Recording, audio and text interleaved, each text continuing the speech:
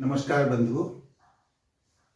आज 1857 ईस्वी की क्रांति के संबंध में हमारे 3-4 वीडियो आप तक पहुंच चुके हैं, जिसमें मैंने उसके कारणों, उसके प्रमुख केंद्र और वहां पर नेतृत्व करने वाले नेताओं तथा उसके विभिन्न घटनाओं का वर्णन किया है। और साथ ही एक वीडियो के अंतर्गत मैंने उसका स्वरूप क्या था, क्या भारतीय चिंतक सोचते हैं उसके बारे में, क्या जो विदेशी विचारक हैं अथवा विद्वान हैं, इतिहासकार हैं, वो क्या सोचते हैं, इसके संबंध में वीडियो आप तक पहुंच चुके हैं। और आज जिस महत्वपूर्ण विषय पर मैं विचार करने वाला हूं वो है 1857 ईस्वी का विद्रोह। इसके प्रमुख परिणाम क्या निकले थे, इस पर हम लोग विचार करेंगे।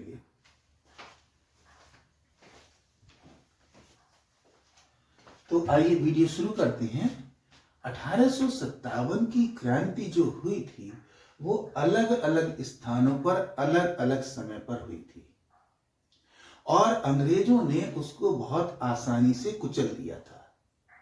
तो ये जब क्रांति समाप्त हो गई, भारत में विद्रोह समाप्त हो गया, तो उसके बाद अंग्रेजों ने कुछ नई व्यवस्था लागू की और उस नई व्यवस्था के आधार पर क्या परिवर्तन किए गए थे और भारतीय जनता पर उसका क्या प्रभाव पड़ा था, इस पर हम लोग विचार करेंगे।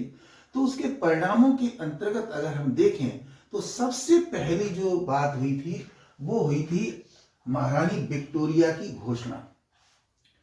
उस समय ब्रिटेन की महारानी थी महारानी विक्टोरिया, और जब ये विद्रोह समाप्त हो गया तो उसके बाद महारानी विक्टोरिया के द्वारा एक पत्र तैयार किया गया था, करवाया गया था, और उस पत्र को वो सरकारी पत्र के रूप में था, फरमान के रूप में था, आदेश के रूप में था, उसको भारत भेजा गया। और भारत के जो तत्कालीन गवर्नर जनरल थे लॉर्ड कैनिंग, उन्होंने उस पत्र को एक सभा के अंदर प्रस्तुत किया। उसके लिए दरबार आयोजित करवाया गया था। ये दरबार आयोजित हुआ था इलाहाबाद में, और 1 नवंबर 1858 ईस्वी को इलाहाबाद के मिंटो पार्क में ये महारानी विक्टोरिया की घोषणा जो है वो पढ़कर सुनाई गई थी कि अब भारत के अंदर इस घोषणा के आधार पर ही शासन चलाया जाएगा। इस घोषणा पत्र को महान अधिकार पत्र कहा गया था। इसको भारत का मैग्ना कार्टा कहा गया था। मैग्ना कार्टा एक अधिकार पत्र जारी हुआ था बहुत पहले इंग्लैंड के अंदर, जब इंग्लैंड की जनता को उसकी संसद के द्वारा अधिकार दिए गए थे। तो वो एक महत्वपूर्ण घटना थी इंग्लैंड के इतिहास में। उसी तरीके की घटना ये भारत में हुई है जब ये आदेश पढ़कर सुनाया गया, तो इसीलिए इसको मैग्ना कार्टा कहा जाता है, महान अधिकार पत्र कहा जाता है। अब इसके आधार पर जो परिवर्तन किए गए थे वो बहुत ही महत्वपूर्ण परिवर्तन थे। सबसे पहला जो परिवर्तन किया गया था वो किया गया था कि भारत सचिव होगा। जो गवर्नर जनरल का पद था, उस गवर्नर जनरल के पद को अब वायसराय के पद में तब्दील कर दिया गया था। और वायसराय के पद में तब्दील करने के बाद जो है उसको उसके साथ एक और पद सृजित किया गया, भारत सचिव। और भारत सचिव को ये जिम्मेदारी दी गई कि वो भारत में जो कुछ भी घटित हो रहा है उसकी पूरी की पूरी जानकारी प्रति वर्ष इंग्लैंड की संसद में प्रस्तुत करेगा, और फिर इंग्लैंड की संसद जो है वो उस पर निर्णय लेगी कि क्या करना है। ठीक है। और इसी के आधार पर 1858 ईस्वी में एक अधिनियम पारित किया गया जिसमें एक विस्तृत व्यवस्था की गई थी, और ये भारत के संवैधानिक इतिहास का एक महत्वपूर्ण अधिनियम था, जिसको भारतीय शासन अधिनियम कहा गया, गवर्नमेंट ऑफ इंडिया एक्ट 1858, जिसके बारे में हम और आगे बात करेंगे। तो महारानी विक्टोरिया की जो घोषणा आई उससे जो परिवर्तन हुए, एक तो गवर्नर जनरल का पद वायसराय बना दिया गया, और उसके बाद जो भारतीय नरेश थे उनकी स्थिति यथास्थिति रखी गई। उसमें कोई परिवर्तन नहीं किया गया कि वो जिस तरीके से अपने रियासतों में, अपने राज्यों में शासन करते आ रहे थे उसी तरीके से करेंगे। और जो सबसे खास महत्वपूर्ण बात थी इस घोषणा के अंतर्गत वो ये थी कि अब ईस्ट इंडिया कंपनी का शासन समाप्त कर दिया गया और उसके स्थान पर अब ब्रिटिश सरकार सीधे भारतीय प्रशासन को देखेगी। ये उसमें परिवर्तन कर दिया गया। और अगली जो बात की गई थी वो ये की गई थी कि जो लॉर्ड डलहौजी की हड़प नीति थी उस हड़प नीति को भी समाप्त कर दिया गया कि अब किसी भी जो देशी रियासत है उसका विलय अंग्रेज राज्य में नहीं किया जाएगा। और एक महत्वपूर्ण बात जोड़ी गई कि अब देशी नरेशों के मामले में अंग्रेज जो है कोई भी मध्यस्थता नहीं करेंगे और न ही कोई हस्तक्षेप करेंगे। तो इस तरीके से कुछ महत्वपूर्ण परिवर्तन कर दिए गए कि कोई भी दखलंदाजी नहीं होगी। और भारतीयों के साथ जो भारतीय अनुभव कर रहे थे कि हमारे साथ अन्याय हो रहा है उसके लिए किया गया कि भारतीयों को योग्यता के आधार पर पद दिया जाएगा। जैसे कि पहले था जब कारणों में हमने देखा तो जो उच्च पद होते थे वो अंग्रेजों को मिलते थे, भारतीयों को उच्च पद नहीं दिए जाते थे, लेकिन अब परिवर्तन कर दिया गया। और सबसे खास बात जो थी वो ये जोड़ी गई इस महारानी विक्टोरिया की घोषणा के आधार पर कि अब भारत की जनता को ब्रिटिश साम्राज्य की प्रजा समझा जाएगा और उसी के आधार पर उनके हितों को ध्यान में रखा जाएगा, उनके कल्याण के लिए कार्य किए जाएंगे। तो ये जो महत्वपूर्ण घोषणा थी रानी विक्टोरिया की, ये घोषणा की गई 1857 ईस्वी के बाद। इस विद्रोह ने आंखें खोल दी अंग्रेजों की भी और भारतीयों की भी, और ये कह दिया कि अब अगर परिवर्तन नहीं होगा तो काम चलने वाला नहीं है। तो इसलिए महारानी विक्टोरिया की घोषणा में ये 4-5-6 बहुत ही महत्वपूर्ण बातें रखी गई थी। अब दूसरा देखेंगे कि जब महारानी विक्टोरिया की घोषणा हो गई तो उसके बाद भारतीय प्रशासन में परिवर्तन करने के लिए, उसमें सुधार करने के लिए एक्ट बनाया गया कि क्या व्यवस्थाएं होंगी। इसको कहा गया भारतीय शासन अधिनियम 1858 ईस्वी। तो भारतीय प्रशासन में सुधार करने के लिए एक कमीशन बनाया गया था जिसको पील कमीशन कहा गया था। और उस पील कमीशन ने विभिन्न तरीके की परिस्थितियों का अध्ययन करने के बाद अपनी सिफारिशें दी थी और उन सिफारिशों के आधार पर विभिन्न क्षेत्रों में क्या परिवर्तन होने चाहिए वो उसने सुझाया था, जिसके आधार पर 1858 ईस्वी का अधिनियम पारित किया गया था। अब इस 1858 ईस्वी का जो अधिनियम पारित हुआ उसमें वो सारी व्यवस्थाएं की गई जो महारानी विक्टोरिया के घोषणा पत्र में थी, उनको एक वैधानिक रूप दिया गया। और उस वैधानिक रूप में जैसे भारत सचिव के पद का सृजन करना और उसकी मदद के लिए एक परिषद बनाई गई जिसमें 15 सदस्य थे।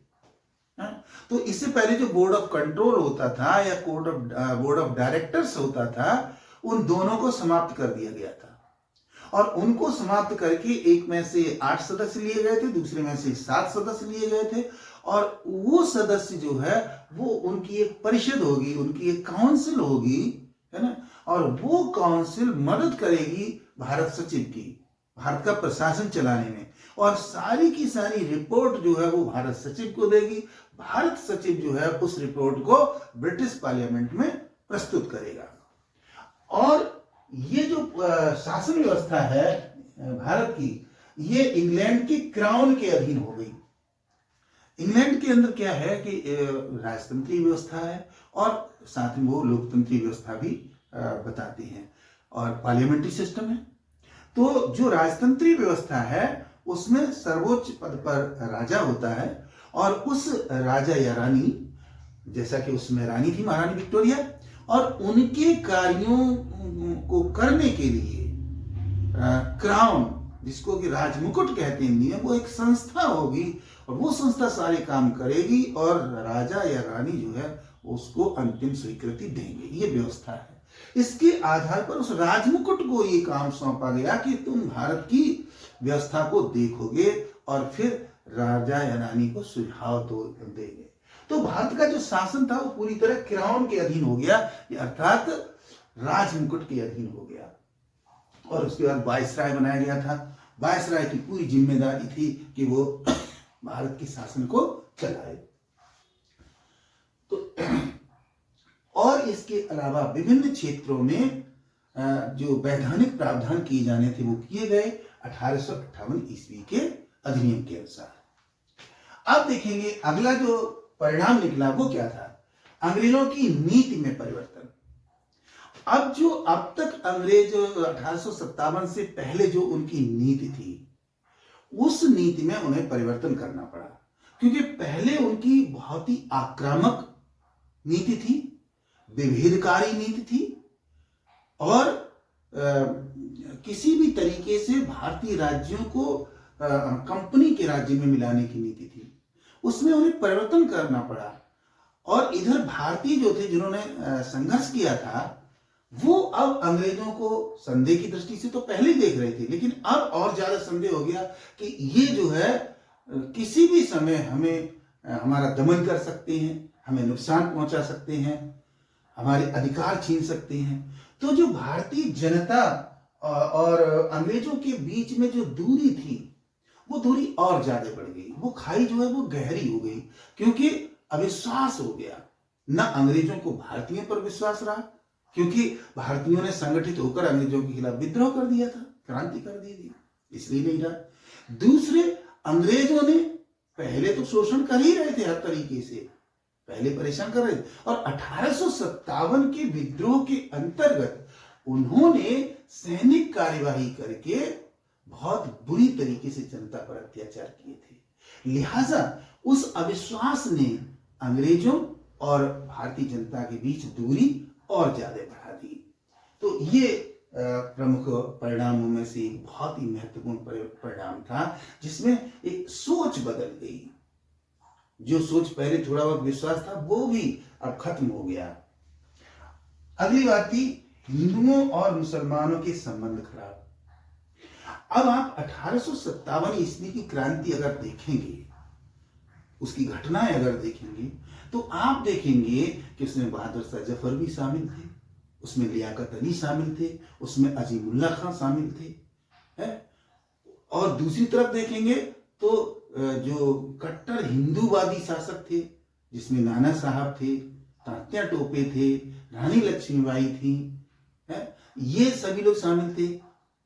उधर मुस्लिमों के अंदर महिलाएं शामिल थी, बेगम हजरत महल शामिल थी, अजीजन बाई शामिल थी और तमाम लोग शामिल थे। तो कहने का मतलब है हिंदू और मुस्लिम दोनों लोगों ने, दोनों धर्मों के लोगों ने और इसके अलावा अन्य लोगों ने भी ये मिलकर के अंग्रेजों से संघर्ष किया था।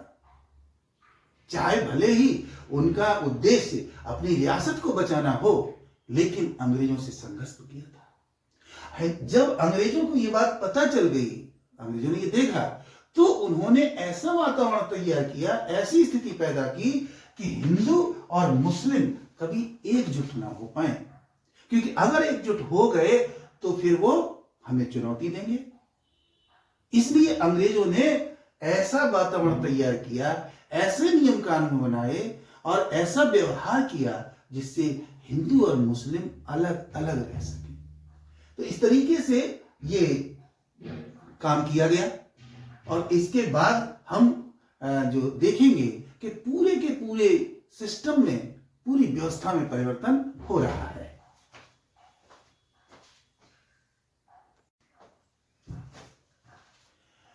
अब अगर अगले परिणाम के रूप में हम देखें तो अंग्रेजों ने सेना का पुनर्गठन किया। सेना का पुनर्गठन करने के लिए जो पहले पील कमीशन बनाया गया था, भारत में प्रशासनिक सुधारों को लागू करने के लिए, उनका अध्ययन करने के लिए, उस पील कमीशन की सिफारिश के आधार पर सेना में परिवर्तन करने के लिए रॉयल कमीशन बनाया गया। और इस रॉयल कमीशन ने खास तौर से भर्ती और प्रशिक्षण के अंतर्गत बहुत सारे महत्वपूर्ण परिवर्तन किए। इनमें सबसे जो खास बातें थी कि जो भारतीय सैनिक थे उनको तोप खाने से हटा दिया गया, ताकि वो किसी आगे चलकर कोई भी विद्रोही स्थिति बनती है उसमें शस्त्रों पर कब्जा न कर सके। अब उनको उनके साथ जो है जो ट्रेनिंग के समय जो कठोरता थी उसको थोड़ा कम कर दिया गया, अनुशासन को और बढ़ा दिया गया, और जो सैनिकों की संख्या थी, जो सैनिकों की संख्या पहले 1 और 5 का अनुपात था, यानी 1 यूरोपीय होता था और 5 भारतीय होते थे, उसको घटा करके कुछ प्रेसिडेंसी में 1 और 2 का कर दिया गया, कुछ जगह 1 और 3 का कर दिया गया, और हर प्रेसिडेंसी की अलग अलग सेना बना दी गई। 3 प्रमुख प्रेसिडेंसी थी, और ये प्रेसिडेंसी थी बंबई, कलकत्ता और मद्रास। अंग्रेजों का जिस क्षेत्र पर शासन था उन्होंने अपनी अलग अलग रेजिडेंट बना दी थी, रेजिडेंसी बना दी थी, और उस मद्रास रेजिडेंसी थी जहां पर रेजिडेंट रहता था, बंबई रेजिडेंसी, बाद में ये प्रेसिडेंसी कहलाई सभी, और कलकत्ता। वो तीनों रेजिडेंसी के लिए अलग अलग व्यवस्था की गई थी और अलग अलग सेना का अनुपात रखा गया था स्थिति को देखते हुए, ताकि ये सैनिक भविष्य में विद्रोह ना कर सके। इसके अलावा ये जो महत्वपूर्ण कार्य किया गया था, और वो ये था कि जब अंग्रेजों ने देखा कि 1857 के विद्रोह को दबाने के लिए सिखों ने और गोरखा सैनिकों ने महत्वपूर्ण भूमिका अदा की है, इसको देखते हुए उन्होंने सेना के अंतर्गत जातिगत रेजिमेंट बना दी थी। जैसे सिख रेजिमेंट, गोरखा रेजिमेंट चली आ रही थी, वैसे ही उन्होंने और रेजिमेंट बना दी, जिससे कि ये सेना के अंदर संगठन इस तरीके का ना हो पाए कि वो अंग्रेजों के खिलाफ विद्रोह करने लगे। तो इस तरीके से सेना के अंदर बहुत सारे परिवर्तन कर दिए गए थे। अब अगला जो परिणाम या प्रभाव देखेंगे वो है अंग्रेजों को सबक। अंग्रेज जो है वो अपने आप को दुनिया की सर्वश्रेष्ठ जाति मानते थे और दुनिया की सबसे शक्तिशाली जाति मानते थे, और वो ये समझते थे कि हमारे खिलाफ कोई आवाज नहीं उठा सकता। लेकिन उनकी आंखें खुल गईं कि भारत के लोगों ने, भले ही वो संगठित नहीं थे, लेकिन अंग्रेजों के खिलाफ बगावत करने का साहस जुटाया। तो अंग्रेजों की ये आंखें खुल गई, उनको सबक मिल गया कि अगर भविष्य में हमने भारतीयों के साथ सद्व्यवहार नहीं किया, उनके गरिमा को नहीं समझा, उनके ऊपर अत्याचार किए अथवा उनके साथ कठोरता का व्यवहार किया, तो हमें भविष्य में भी चुनौतियों का सामना करना पड़ेगा और किसी भी समय इसी तरीके की क्रांति हो सकती है। लिहाजा अंग्रेजों ने ये सबक लेते हुए विभिन्न तरीके के प्रशासनिक, सैनिक और अन्य प्रकार के परिवर्तन किए थे। अगला परिणाम देखेंगे, अंग्रेजों की प्रतिष्ठा में वृद्धि। जब ये विद्रोह हुआ तो आप देखेंगे अनेक स्थानों पर हुआ, अलग अलग समय पर हुआ। एक से एक बड़ी शक्ति थी। जो राजपूत किसी समय बड़ा दम्भ रखते थे कि हम जनता की रक्षा के लिए पैदा हुए, रक्षक पैदा हुए हैं और हम किसी से हारते नहीं हैं, आन बान और शान की बात करते थे। चाहे वो मुगल साम्राज्य जो दम्भ भरता था, जो ये बात कहता था कि हम जहां चाहे वहां शासन स्थापित कर सकते हैं और उसको बेहतर तरीके से चला सकते हैं। अलग अलग चीजें थी। अवध का नवाब कुछ अलग सोच रहा था, बहादुर शाह जफर कुछ अलग अपने गरिमा को, अपनी प्रतिष्ठा को बढ़ाए हुए थे। सब की सब बेकार साबित हुई। किसी ने कोई खास मुकाबला नहीं कर पाया। थोड़े बहुत दिनों तक मुकाबला किया, 2, 4, 10 दिन, और उसके बाद उनको समर्पण करने के लिए मजबूर होना पड़ा। उनकी आंखों के सामने उनके परिवारों पर अत्याचार किए गए, उनके परिवारों को पकड़कर जेल में डाल दिया गया, संपत्तियां छीन ली गई, बेगमों के साथ तरह तरह के दुराचार किए गए, लेकिन कुछ नहीं कर पाए। तो इससे क्या हुआ, अंग्रेजों ने फिर भी दबा दिया, इतने भारत में इतने बड़े क्षेत्र में विद्रोह फैला, फिर भी दबा दिया गया। तो इससे यह साबित हो गया कि अंग्रेजों की जो शक्ति है वो सक्षम है किसी भी तरीके की क्रांति को रोकने के लिए, विद्रोह को दबाने के लिए। इससे सारे विश्व के उन क्षेत्रों में जहां पर कि अंग्रेजों का शासन था या जहां नहीं भी था, उन्होंने भी देखा कि भाई अंग्रेज शक्तिशाली है, उनकी शक्ति को स्वीकार किया, तो उनकी प्रतिष्ठा बढ़ गई।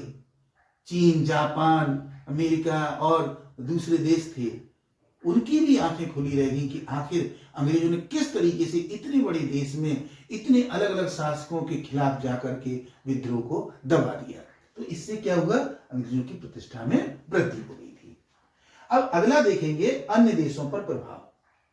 जो 1857 का विद्रोह हिंदुस्तान के अंदर हुआ, तो हिंदुस्तान के तो हर क्षेत्र में उसका प्रभाव पड़ा, परिणाम निकले, विदेशों में भी प्रभाव पड़ा, दूसरे देशों में भी प्रभाव पड़ा। अगर हम देखें तो जापान लगभग 300 छोटी बड़ी रियासतों में बटा हुआ था उस समय, जिस तरीके से हिंदुस्तान जो लगभग 600 रियासतों में बटा हुआ था। चीन जो है लगभग 250 से अधिक रियासतों में बटा हुआ था। तो उन देशों ने देखा कि हम अगर अलग अलग रियासतों में इसी तरीके से बटे रहे और कहीं कोई अंग्रेजों जैसी शक्ति प्रवेश कर गई हमारे क्षेत्र में, तो हम देश को बचा नहीं पाएंगे। लिहाजा उन देशों ने सबक लेते हुए, भारत की इस क्रांति से सबक लेते हुए अपने देशों में एकीकरण शुरू कर दिया, और परिणाम यह हुआ कि वो जो जापान बिखरा हुआ था, वो जापान संगठित हो गया, वो चीन संगठित हो गया और उनकी शक्ति बढ़ गई। और परिणाम यह हुआ कि जो साम्राज्यवादी शक्तियां थीं वो उन देशों की तरफ फिर आगे नहीं बढ़ पाई। तो इस तरीके से इन पर प्रभाव पड़ा। दूसरी बात, दूसरा प्रभाव क्या पड़ा कि जिस तरीके से भारत के ऊपर, भारत के बहुत बड़े क्षेत्र पर अंग्रेजों ने शासन स्थापित कर लिया था व्यापार के जरिए, ईस्ट इंडिया कंपनी के माध्यम से, उसी तरीके से अनेक अन्य एशियाई देशों में, अफ्रीकी देशों में अंग्रेजों का वर्चस्व स्थापित था। तो वहां के रहने वाले लोगों ने भी यह देखा कि भारत में अंग्रेजों के खिलाफ बगावत हो रही है, भले ही वो सफल नहीं हो पाई, तो हमें भी इस तरीके का प्रयास करना चाहिए। और दुनिया के विभिन्न देशों के अंतर्गत यद्यपि अंग्रेजों की शक्ति को उखाड़ फेंकने के में सक्षम वो नहीं हुए, लेकिन एक वैचारिक परिवर्तन हो गया, एक प्रभाव पड़ गया, जिसके आधार पर लोग अब अंग्रेजों के खिलाफ भले ही शस्त्र लेकर न खड़े हों, लेकिन वैचारिक दृष्टि से अंग्रेजों के खिलाफ सारी दुनिया में प्रचार और प्रसार होने लगा। वो विचारधारा अंग्रेजों के खिलाफ चल गई, एक लहर चल गई अंग्रेजों के खिलाफ। और उसका जो है अगर हम देखें तो जो भारत ने जो आग लगाई थी, वो आग देखेंगे कि किस तरीके से दुनिया में पनपी, कि जो दुनिया के दूसरे देश थे, इवन यूरोपियन देश थे, उन देशों में जहां रियासतें थी, जहां राज्य थे, वो संगठित होने लगी। और जर्मनी और इटली जैसे देश वो एकीकृत हो गए। जर्मनी के अंदर जो है 39 प्रोविंस थे, 39, इटली के अंदर 13 प्रोविंस थे। वहां वहां पर एकीकरण की जो लहर चल गई, और उस लहर का परिणाम यह निकला कि उन देशों का एकीकरण हो गया। तो 1857 के विद्रोह की जो घटना थी वो कोई सामान्य घटना नहीं थी। उस घटना ने हिंदुस्तान के चप्पे चप्पे पर प्रभाव डाला, पूरी व्यवस्था पर प्रभाव डाला, अंग्रेजों की सोच पर प्रभाव डाला, और सारी दुनिया के वैचारिक चिंतन पर प्रभाव डाला, और उनके परिणाम दिखाई दिए सारी दुनिया के अंदर। और इसके अलावा देखें अन्य परिणाम, अन्य अनेक क्षेत्रों में जिनकी व्याख्या करना यहां पर संभव नहीं है, बहुत ज्यादा है। तो अन्य विभिन्न क्षेत्रों के अंदर बहुत सारे परिणाम हुए थे, चाहे वो उद्योगों का क्षेत्र, आर्थिक क्षेत्र हो, चाहे वो सामाजिक क्षेत्र हो, चाहे वो संचार का क्षेत्र हो, संस्कृति का क्षेत्र, हर क्षेत्र के अंदर परिवर्तन हुए थे। और अंग्रेजों ने 1857 ईस्वी के बाद भारत में और अधिक विकास करना शुरू कर दिया ताकि भारतीय संतुष्ट रहें। और सबसे महत्वपूर्ण बात मैं जो आपको बताना चाहता हूं, अंतिम बात, वो ये कि ये जो घटना थी, इस घटना ने भारतीय जनमानस को बदल दिया। कैसे बदला? कि जो अभी तक जनता और शासक जो थे वो रियासतों के बारे में सोचते थे, अपने क्षेत्र विशेष के बारे में सोचते थे, दूसरे राज्यों से घृणा करते थे, वो चीज खत्म हो गई और अभी भारतीयता की भावना जागृत हुई, जिसको राष्ट्रीय भावना कहा गया। तो the revolt of 1857 was an event who raised the feeling in the mind of people of India that you should unite under the flag of Indians। भारतीयता के ध्वज के तले आपको आना होगा अगर पूरे देश को बचाना है तो इस तरीके से राष्ट्रीयता की भावना पैदा हुई। अब जयपुर वाला आगरा के बारे में सोचेगा, आगरा वाला दिल्ली के बारे में सोचेगा, दिल्ली वाला लखनऊ के बारे में सोचेगा, यानी दूसरों के बारे में भी हम चिंतन करेंगे जो कि अब तक नहीं कर रहे थे।